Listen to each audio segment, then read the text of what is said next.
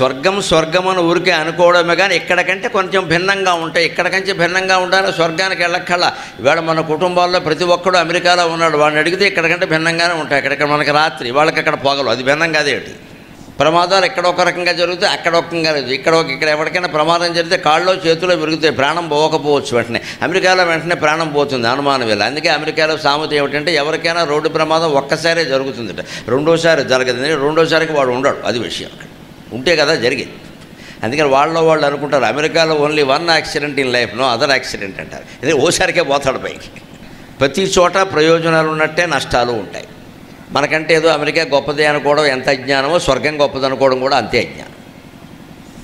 ఏది గొప్పది కాదు. నిజం చెప్పాలంటే ఇన్ని వేల మంది ఆసక్తిగా వింటున్నారు కాబట్టి చెబుతున్నానమ్మా, మనం ఎక్కడున్నామో అక్కడ ఉండడమే గొప్పది. అంతకంటే గొప్పది ఎక్కడా ఉండదు ప్రపంచం.